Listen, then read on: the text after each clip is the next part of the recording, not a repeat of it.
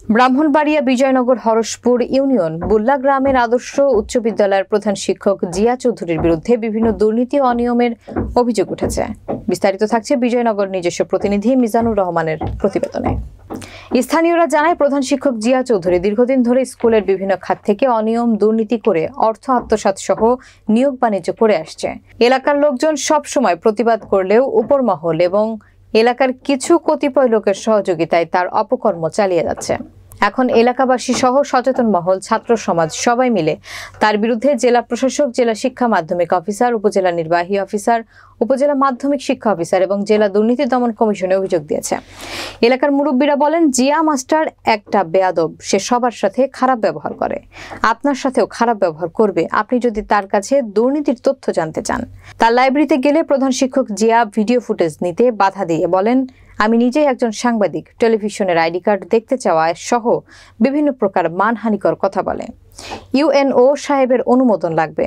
অহংকার করে তিনি আরো বলেন, আমার স্কুল, আমার রাজত্ব, আমি কারো কাছে জবাবদিহি করি না। তথ্য চেয়ে আমার বরাবর দরখাস্ত দেন, বিবেচনা করব সাংবাদিকদের সাথে কথা বলবো কিনা। মাননীয় ইউনো মহোদয়ের অবগতির জন্য আমাদের সংবাদ সম্মেলন। প্রথমত, প্রণোদনার 5 লক্ষ টাকা সে আত্মসাৎ করেছে 2022-23 অর্থ বছরের।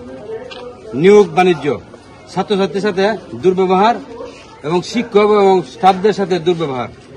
এবং আজকে আমরা আসছিলাম তাকে কিছু জিজ্ঞাসাবাদ করার জন্য সাংবাদিকদের মাধ্যমে সে অস্বীকৃতি জানাইছে এবং ইউনো সাহেবকে আমরা ফোন করেছি, উনি অনুমোদন আমাদেরকে দেওয়ার পরও উনি এই সংবাদ সম্মেলনে কথাবার্তা বলতে অনিচ্ছুক। এতে বোঝা যাচ্ছে সে দুর্নীতিবাদী না। এই আওয়ামী স্বৈরাচারের এই অধীনে থেকে সে এমন কোনো কাজ নাই, সে করে নাই। এবং আমাদের গ্রামের ছাত্রছাত্রী অর্ধেকের চেয়ে বেশি অন্য স্কুলে চলে যায়। এর কারণ হচ্ছে সে প্রত্যেকটা ছেলে মেয়ের সাথে দুর্ব্যবহার করে, বিভিন্ন সাজা দাবি করে এবং দেখা গেছে কিছু যে ভর্তি হয় এরপরে অত্যাচারের কারণে অন্য স্কুলে চলে যেতে বাধ্য হয় এবং বাধ্য করে। কাজে আমরা এই দুর্নীতিবাজ হেডমাস্টার জিয়াকে আর এই প্রতিষ্ঠানে দেখতে চাই না। কাজে যত এবং আজকে 14-15 বছর যাবৎ আওয়ামী কিছু লাঠিয়াল বাহিনীর মাধ্যমে সে তার মন গড়া মতো প্রতিষ্ঠান চালাচ্ছে। এটা এলাকাবাসী এবং ছাত্রছাত্রীর অভিভাবক যারা আছে সবাই জানে। কাজে এই ব্যাপারে কর্তৃপক্ষের কাছে আমাদের বিনীত অনুরোধ এলাকাবাসীর পক্ষ থেকে যে তাকে অতি তাড়াতাড়ি অপসারণ করা হোক। আমাদের স্কুলের 2014 সালে ম্যানেজিং কমিটির নির্বাচন চালু করা হয়েছিল, কিন্তু এই নির্বাচন প্রক্রিয়া আওয়ামী সন্ত্রাসীদের মাধ্যমে সে এটা বন্ধ করে দিয়েছে। এরা আমরা উপযুক্ত জবাব চাই।